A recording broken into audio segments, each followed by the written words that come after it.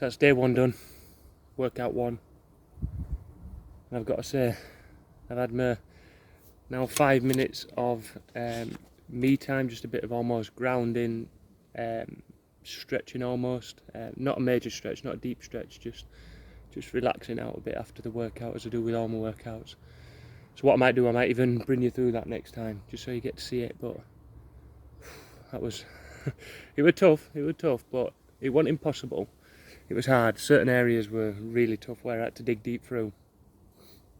But again, it's designed to gently bring you through. You know, as I say, I believe that this could be a better form of fitness for the basic training of somebody going through the military, which is why I wanted to bring myself through this.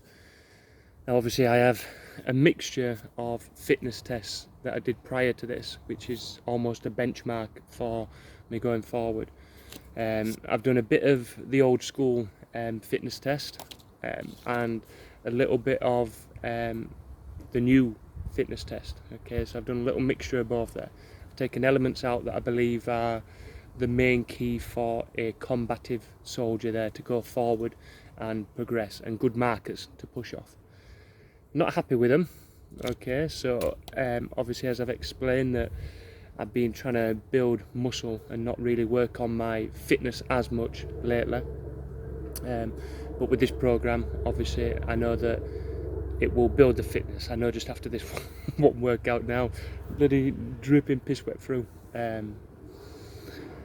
Yeah, it's it's been interesting. It was good. It were good fun. But back onto fitness test results. So I didn't document these before because I wanted to do it just as a one altogether here now. So got a bit of military activity by the sounds of it. I don't know if you can hear it. Some helicopters cutting about and some planes, some jets and all going by. So I wonder what's going on. Yeah, the start of it all. Okay, so the first one was pull-ups to failure. I only managed 13 in that, which I'm disappointed with.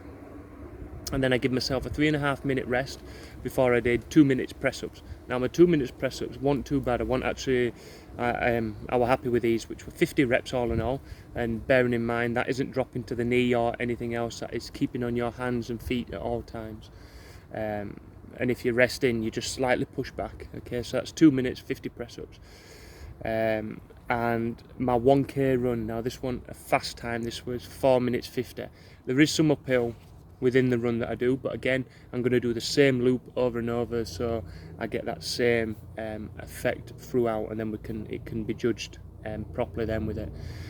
Now I did notice though that my nutrition during that run, I felt very weak, like really weak, so I knew my nutrition wasn't on point that day. So when I jotted down and stuff, I didn't have basically enough to eat by that point. So yeah, we'll just, we've got to make sure that that's on point at all times. Then, yeah, so I got 4 minutes 50 with that 1k, which if I duplicate it over to the 2.4 kilometers, which will be 1.5 miles, which is usually, when I first went in the army, that would have been at, it was 10:57 when I first went in. Like I say, I failed that originally I had 10:47 hour allowed, but I did 10:57, but obviously got in because of show good team leadership skills.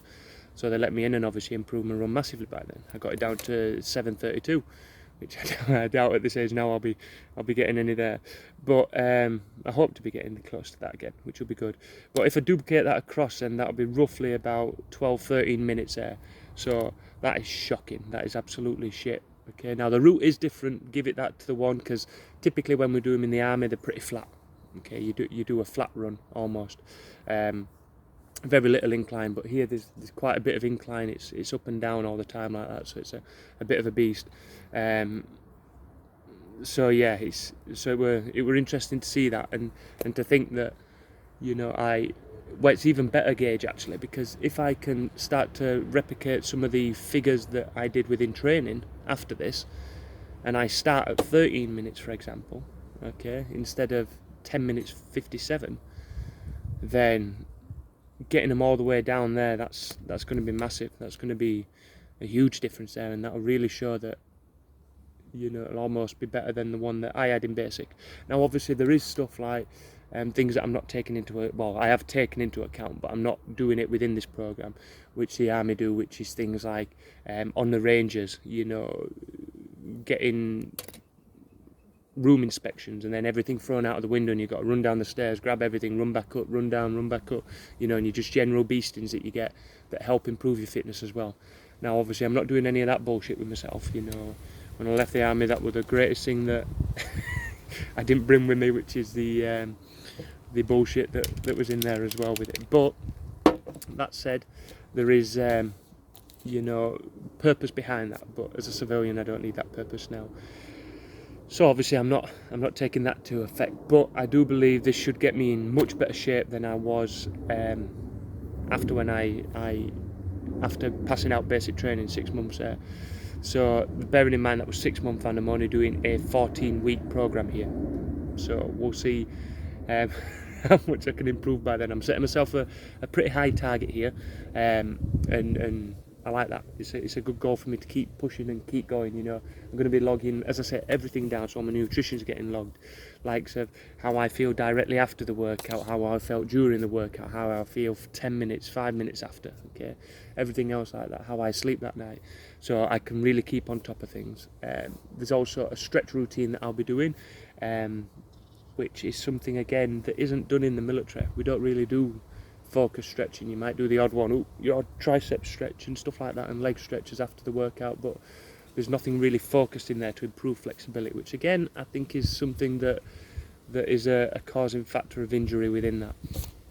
So hopefully we can get on top of stuff here and I can create an awesome program, and I may even treat you into an insight into some of the program itself, having a look at the exercises and everything else we do, which will be it'll be good for you guys to see.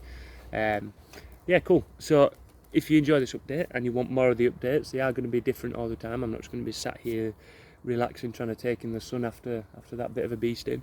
So if you enjoy this update and you want more of the updates, where they will be, as I say, getting more involved with the workout and everything else, then make sure that you like and subscribe to the channel, and you will be kept in the loop throughout. I'm hoping to do roughly maybe 2 to 3 videos a week. We'll see how we get on. But we'll say 2 to start with, possibly 3 as we push out there. So we'll see how we go throughout the next 14 weeks, and yeah, I'm looking forward to it. I can already feel that it's going to be good, and it's going to be one hell of a good beasting and a good flush from there. So yeah, looking forward to it. We'll see you on the other side.